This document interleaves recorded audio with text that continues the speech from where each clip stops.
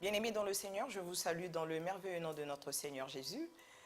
Je suis ravie d'être encore devant vous en ces instants pour votre émission « Je médite ». Alors aujourd'hui, la parole de Dieu nous ramène dans le livre de Néhémie 9. Je ne suis pas seule, je suis accompagnée de l'évangéliste Guy Roger Fongo. Bonjour évangéliste. Bonjour Sœur Florentine. Comment vas-tu? Ça va très bien. En tout cas, je suis bénie d'être avec toi ce soir. Un réel plaisir, moi aussi. Amen. Voilà, donc si vous permettez, nous allons commencer, mais bien avant, nous allons nous incliner dans la prière afin de recommander ces instants entre les mains du Seigneur. Prions. Éternel notre Dieu, Père très saint, nous voulons encore te bénir et te rendre grâce. Nous voulons encore élever ton nom, Père éternel, ô Dieu de gloire, dans cette méditation, dans ce moment où nous voulons encore parler de ta part, où nous voulons encore, ô Dieu de gloire, nous plonger dans ta parole. Seigneur, parle à ton peuple encore en ce moment, éternel, notre Dieu. Nous voulons nous laisser conduire, éternel, par ton Esprit Saint, afin que ton nom soit glorifié, afin que le nom de Jésus soit glorifié. Merci, Seigneur. À toi la gloire, à toi l'honneur, la puissance et la majesté. Au nom de Jésus. Amen. Voilà, si vous le voulez bien, vous prenez vos Bibles et ensemble, nous allons lire dans notre portion d'aujourd'hui qui se trouve dans le livre de Néhémie, chapitre 9, à partir de verset 1 jusqu'au verset 9. Donc nous lisons. Le 7e mois, le 24 du mois, les Israélites se réunissent pour jeûner. Ils portent des habits de deuil et ils ont la tête couverte de poussière. Ils se séparent de tous les non-juifs et ils reconnaissent qu'ils ont péché, eux et leurs ancêtres. Ensuite, ils se tiennent debout et pendant 3 heures, ils écoutent la lecture du livre de la loi du Seigneur, leur Dieu. Pendant 3 autres heures, ils sont à genoux devant le Seigneur, leur Dieu, pour lui demander pardon. Sur l'estrade des Lévites, Yeshua, Bani, Kadmiel, Shebania, Bouni, Shérébia, Bani et Kenani se relèvent et demandent à grands cris le secours du Seigneur leur Dieu. Puis les Lévites, Yeshua, Kadmiel, Bani, Achabnéa, Shérébia, Odia, Shebania et Pétaïa disent au peuple, « Levez-vous, remerciez le Seigneur votre Dieu sans cesse et pour toujours. Seigneur, que chacun te remercie, car tu es plein de gloire. Tu es bien plus grand que tout remerciement et toute louange. C'est toi qui es le Seigneur, toi seul. Tu as fait le ciel et ce qu'il contient, ainsi que toutes les étoiles. Tu as fait la terre et tout ce qu'elle porte. Tu as fait les mers et tout ce qu'elles contiennent. Tu donnes la vie à tous et les étoiles du ciel s'inclinent devant toi. C'est toi, Seigneur Dieu, qui as choisi Abraham.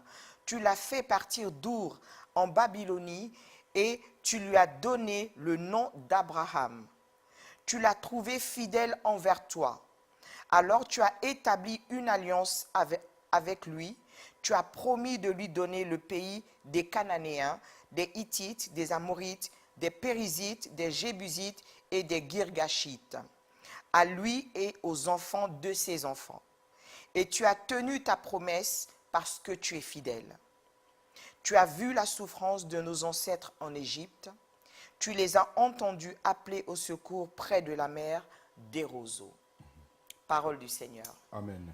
Alors, évangéliste, qu'est-ce que tu as pensé de cette parole?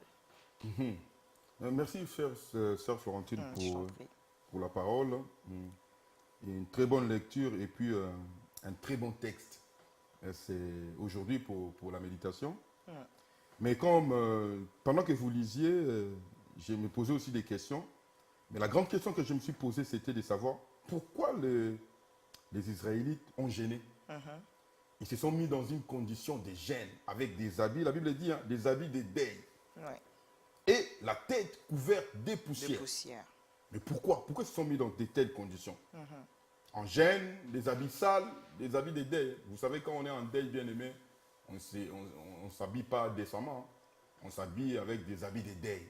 pour dire qu'il y a quelque chose qui ne tourne pas rond. Il y a quelque chose qui nous empêche. Il y a un malheur, Il y a un malheur qui nous a s'est frappé. abattu sur nous. Pourquoi ils se sont mis en gêne? Et pendant la lecture, je me suis dit que non, certainement il y a eu quelque chose. Donc, ils se sont dit qu'ils commençaient à être éloignés de leur Dieu. Et ils ont fait une introspection pour voir que non, Amen. là où nous partons, ça ne marche plus bien. Nous devons recourir à notre Seigneur. Voilà pourquoi ils se sont mis en deuil, en habit de deuil plutôt, et ils se sont mis en gêne.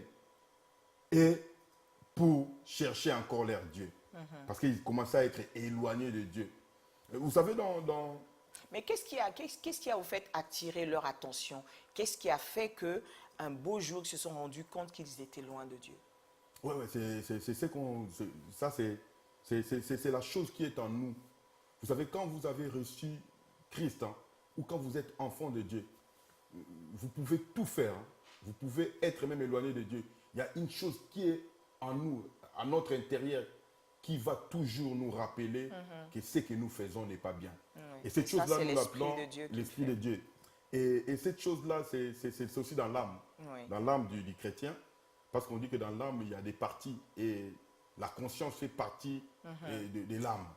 Et cette chose-là, c'est la conscience. Bien aimé, tu peux tromper tout le monde. Tromper le pasteur, tromper ton frère, ta soeur, l'évangéliste, les diacres, que sais-je encore. Tu peux tromper tout le monde. Mais ta conscience, tu ne sauras la tromper. Ah oui, parce que la conscience, en fait, c'est un troisième niveau d'autorité. Après Dieu, sa parole. Voilà, on peut c'est un niveau tromper tout le monde, conscience. mais on ne peut pas tromper Dieu. On ne peut pas tromper sa conscience. On ne peut pas tromper la parole de Dieu, on ne peut pas la tronquer, on ne peut pas se tromper soi-même. Voilà. Et les Israélites se sont rendus compte que non, ils commençaient à dévier, à être éloignés de Dieu. Voilà pourquoi ils se sont dit non. Nous devons retourner à la source. À la source. Bien aimé, de temps en temps, quand tu commences à voir qu'il y a des choses qui commencent à clocher, où tu te retrouves dans un milieu où le mal ne te dit plus rien. Bien aimé, tricher, voler, les commérages ne te disent plus rien. Exactement. Commencer à tromper des gens pour soutirer un peu de sous, ça ne te dit plus rien. Bien aimé, commence à te poser des questions. Et à force, quand on commence à s'éloigner petit à petit de Dieu, bien aimé, on risque d'aller vers le mur. Et sûr. La suite, vous les connaissez. Parce que l'ennemi est rentré et quand il rentre, c'est pour détruire. Et voilà, c'est ce que la Bible dit. Il a qu'une seule mission. Égorger, dérober et détruire. Et il le fait bien. Et quand il le fait vraiment très bien. Il s'applique. Ah, voilà. Et les Juifs ont dit que non, on a quelque chose qu'on a perdu et on doit les retrouver. Ouais. Et voilà pourquoi ils se sont mis en habit de deuil. Ils se sont couverts la tête par la poussière et ils ont gêné pour aller chercher Dieu. Bien aimé, il y a des choses qu'on fait dans la vie pour toucher le cœur de Dieu. On doit se mettre dans des conditions. On doit se mettre dans des conditions pour aller chercher Dieu. Tu as des problèmes, bien aimé, tu as des soucis. Il y a une certaine façon, un certain moyen de prier pour aller rencontrer Dieu, pour aller chercher Dieu. Voilà un peu ce que j'ai compris dans le premier verset là. Et la suite dit, ils se tiennent debout et pendant 3 heures, ils écoutent la lecture de la loi du Seigneur, leur Dieu. 3 heures. Ouais. Alors qu'aujourd'hui, nous voyons dans nos assemblées, justement, les gens ne savent même plus honorer la parole de Dieu. Il faut qu'on insiste pour demander aux gens de se lever pendant qu'on est en train de lire la parole. Et même quand on est debout, au bout de 3 minutes, déjà on est fatigué. Au bout de 5 minutes, on s'assoit. Mais là, pendant 3 heures, ils sont restés debout à écouter la parole de Dieu. Oui, à écouter qu'est la parole du Seigneur. Mais il y a quelque chose qui s'est passé pendant ces temps-là.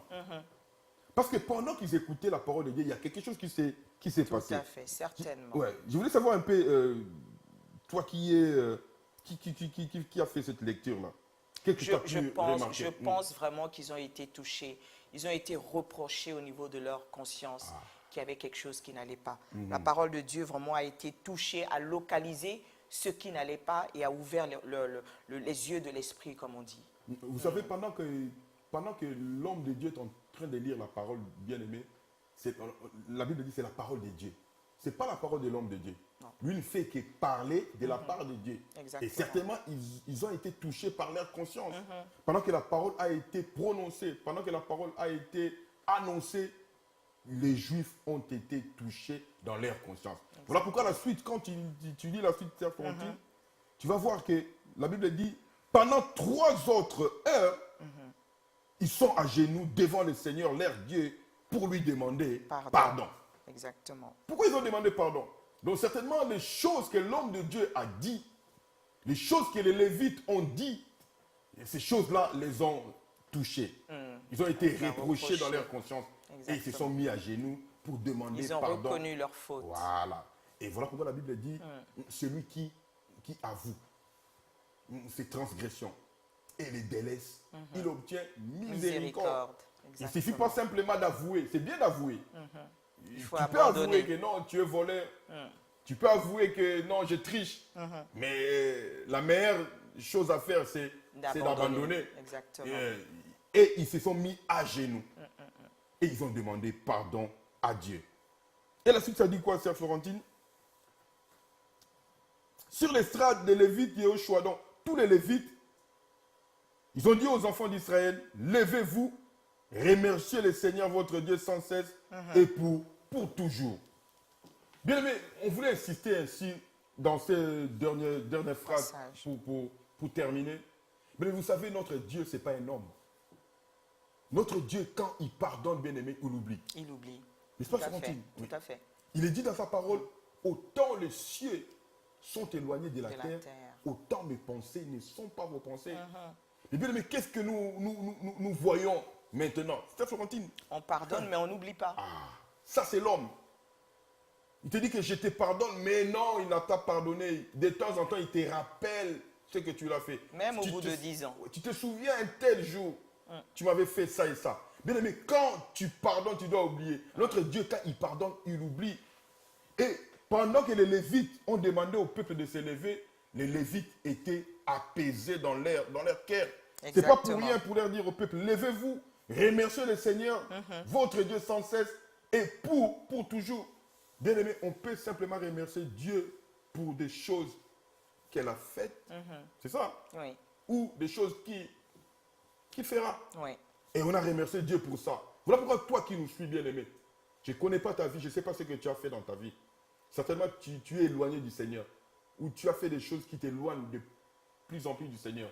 Voilà une occasion qui t'est donnée aujourd'hui. Une occasion qui t'est offerte pour t'approcher encore de Dieu. Demande pardon à Dieu. Et si tu étais éloigné de la maison, s'il te plaît, retourne à la maison. Parce que Dieu ne veut pas la mort du pécheur. Ça, c'est aussi quelque chose. Dieu ne veut pas la mort du pécheur. Mais Dieu veut que nous puissions justement nous repentir de nos péchés, nous rapprocher de lui et continuer la marche avec lui. Il veut que nous soyons sauvés. Voilà. Et voilà pourquoi toi qui nous suis, qui nous écoute pendant ces temps de méditation, nous voulons prier avec vous. Nous voulons demander une grâce particulière à Dieu. Même si toi qui es là, tu es en train de nous écouter là, tu sais que tu es un peu éloigné de Dieu, c'est le temps pour toi pour demander pardon à Dieu. Comme ces Juifs, ces Israélites, ils ont reconnu qu'ils ont péché, ils ont demandé pardon à Dieu. Voilà pourquoi nous voulons fermer nos yeux et nous voulons demander pardon à Dieu. Éternel Dieu, nous voulons te prier encore aujourd'hui, ô Dieu de grâce. Seigneur, c'est vrai que nous avons péché devant toi. La Bible dit que nous avons péché contre toi et toi seul. Mais voici encore, Seigneur, aujourd'hui devant ta face pour te demander pardon. Pour les péchés que je suis conscient et les péchés que je suis inconscient, Seigneur, je te demande pardon. Là où ma bouche, Seigneur, a dit des choses qui ne te glorifient pas. Là où j'ai trompé, là où j'ai volé, là où j'ai insulté, Seigneur, s'il te plaît, oh Dieu, je reviens vers toi. Là où j'ai commencé à être éloigné de toi, là où j'ai commencé à être, oh Dieu, tombé dans un trou, Seigneur, je te demande, s'il te plaît, sors-moi dans ce trou, oh Dieu. Pardonne mon péché, Seigneur. Justifie-moi, oh Dieu. Purifie-moi, Seigneur. Que ton sang me justifie. Que ton sang me purifie, oh Dieu. Seigneur, j'ai besoin de toi. Seigneur, j'ai besoin de toi. Tu déclares dans ta parole, autant les cieux sont éloignés de la terre, Seigneur, autant tes pensées ne sont pas nos pensées. Seigneur, quand toi tu pardonnes, Seigneur, tu oublies. Seigneur, s'il te plaît, je t'en supplie. Oublie mes fautes, Seigneur. Oublie mes transgressions. Seigneur, purifie-moi, justifie-moi et pardonne-moi. J'ai ainsi prié dans le nom de Jésus. Amen. Amen. Amen, amen, amen. Amen, hein? Amen, amen, évangéliste. Ah, en tout cas, c'était merveilleux. J'espère que vous avez été bénis, bien-aimés, là où vous êtes. Voilà, nous sommes arrivés à la fin de notre méditation de ce week-end et nous vous prierons justement de continuer à vous abonner, de nous suivre sur nos différents réseaux de diffusion, entre autres Télévision Maranatha sur la box Orao Télécom, canal 142. Vous nous trouverez également sur YouTube, Maranatha Télévision. Sur la radio Maranatha également, vous avez la possibilité aujourd'hui de télécharger l'application. Comme ça, vous l'avez directement sur votre portable. Un temps de louange toute la journée, des moments également de prière, le matin à partir de 5h jusqu'à 6h, de midi à 13h et le soir de 23h à minuit. Alors ne ratez pas ces occasions. Vous pouvez nous suivre également sur Facebook et sur Instagram. Voilà, merci encore de nous avoir suivis, bien-aimés. À très, très, très bientôt. Par la grâce de Dieu, soyez bénis. Soyez bénis. Au revoir. Bonne soirée, évangéliste. Bonne soirée. Merci. Merci. Au revoir.